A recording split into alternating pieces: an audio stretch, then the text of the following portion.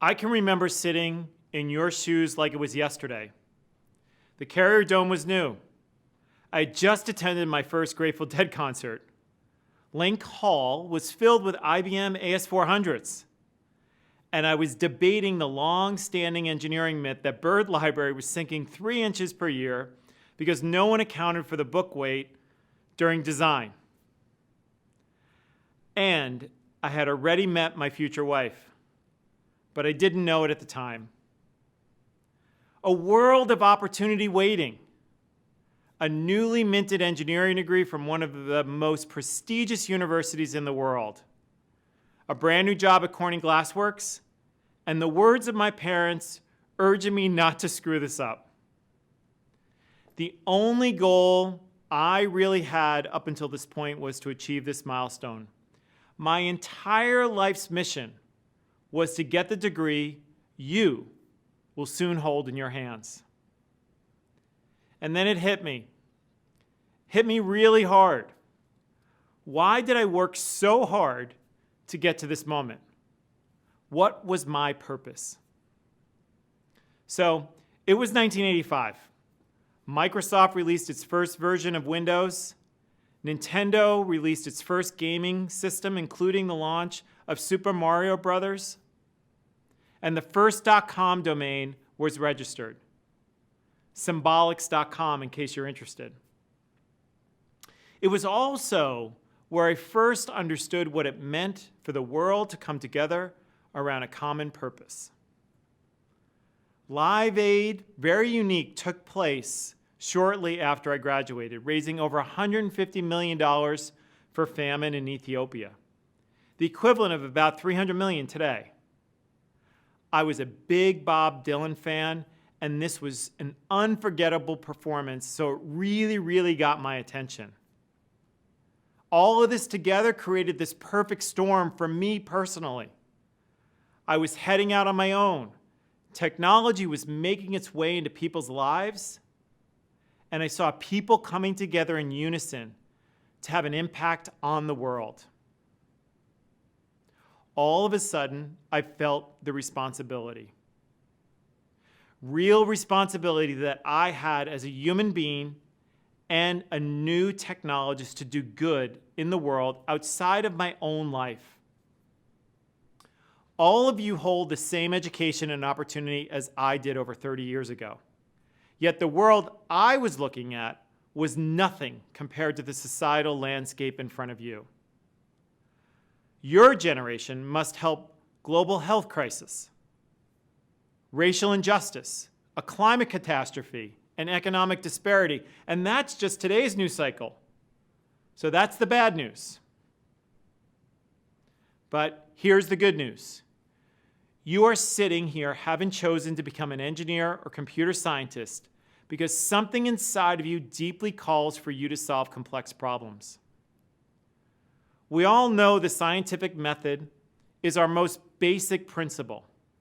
It guides us to hypothesize around an observation or problem and to work to critically prove out what solutions are viable.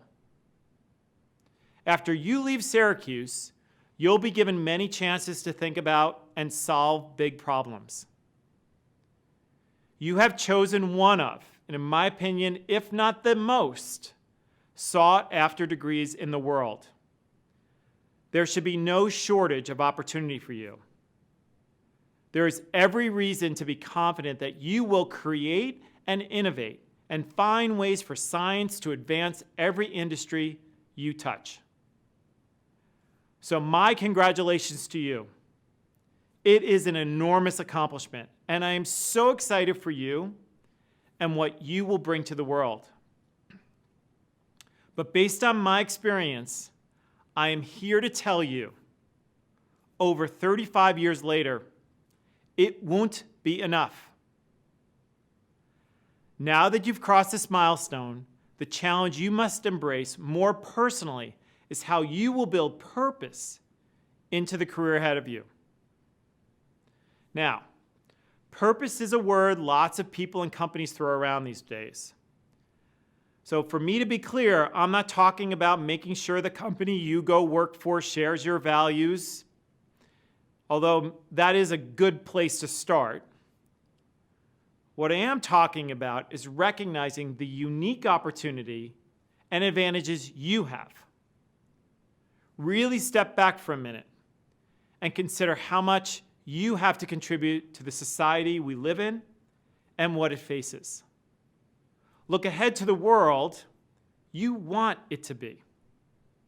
Fairer, more just, safe, embracing, and inclusive. So I ask you, what role will you play? What will be your purpose? I have 3 kids of my own about your age. My youngest, Paige, is graduating with you this weekend from the Falk and Whitman schools. And I have to say, you are one of the most conscientious generations I've seen in a long time. It completely fills my heart to see how optimistic you are, your drive and how high your expectations are for our society. So again, let me be clear. I'm not suggesting that you pass on a 6-figure job. I completely understand you've got bills to pay, just as I did when I graduated. I am talking about accepting the responsibility that comes with your education, the unique and powerful skill of being able to see a problem, hypothesize around it, experiment, and ultimately create solutions. The ability to put your hands on a keyboard and create something brilliant to make a difference that will impact you, your family, and ultimately society. The degree you have earned comes with great responsibility. And at this very moment in time, it couldn't be more critical for you to assume it. So I've got 3 asks of you as you set on this journey. My first ask, so this is one of my favorite quotes. This is your life, do what you love, and do it often. No amount of money or fame will ever be a substitute for passion and purpose. What you love and care about is the perfect place to find purpose. If you love the outdoors or swimming in the ocean, you might find purpose in solving climate problems. If you are a passionate chess player or gamer who's always thinking about your next move, perhaps you work to anticipate the next economic or health crisis. And let me tell you, if your day job isn't breeding ground for what you love, make it a priority in another way.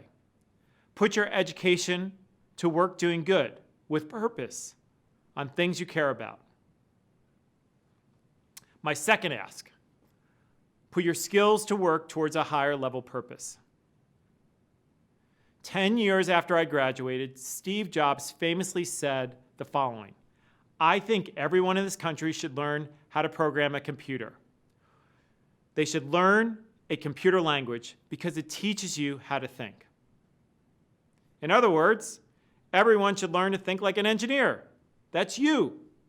Start with a hypothesis and beat it up over and over again until you can solve a complex problem. You will be some of our country's best problem solvers. Your education here all but guarantees it. Be sure you put your skills to work towards a higher level purpose. At the most basic level, who would have ever thought a teenage girl from Stockholm could inspire the world to wake up around climate change? It's your responsibility for sure. But I'm here to tell you, more important, it will fill your life and the lives of others in ways that are almost impossible for you to imagine sitting here today. My final ask, be an activist engineer. Seek out opportunities that give you a chance to make an impact. As you know, I oversee IBM's ecosystem of partners and developers, as well as our blockchain initiatives and weather company business. The role has given me the opportunity and platform to build and grow Call for Code, a program that has given over 400,000 developers to date the chance to engineer for good. So far, Call for Code developers have put forth technology solutions for global social and humanitarian issues in 179 nations. Open sourcing all of these solutions, so an activist engineer in Osaka, Japan, can access a solution that was developed in another part of the world. For example, there's a team of 4 developers from Taiwan, Brazil, Mongolia, and India who saw that climate change was crippling small farmers in their communities. So they built an app that is now bringing the power of artificial intelligence and weather insights to rural farmers around the world, helping them make real-time decisions to improve crop yield amid climate volatility. Or there's Pedro Cruz, who, in the aftermath of Hurricane Maria in Puerto Rico, was unable to reach his grandmother to check in on her well-being. That compelled him to create DroneAid, which uses visual recognition to detect and count SOS icons on the ground after natural disasters. This enables drones flying overhead to automatically plot emergency needs on a map for first responders.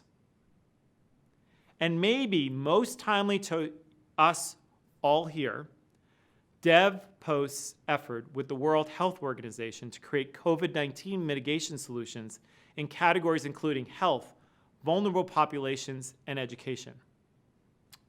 Let me tell you, all these innovations and ideas were side gigs for computer scientists. There is a growing number of activist engineers, so I ask you, will you be one? As these ceremonies come to a close and you set out on your own journey, I hope you'll heed my advice. Don't waste a minute. Make every one of them really count. Remember, you have this one life. Do what you love and do it often. Put your problem-solving genius against a purpose that matters to you in the world. And I can tell you, every major global challenge that I can think of requires technology to solve. It wasn't always that way, but it is today. And this makes you lucky. You can leverage your skills to innovate, scale that innovation, open source it, and let the global engineering community use it for long-lasting impact. 3, you hold the power to be an activist engineer and inspire the broader engineering and computer science industry to get on board. Commit to a purpose and solve the unsolvable. Set your cues loose in the world. Our future depends on it.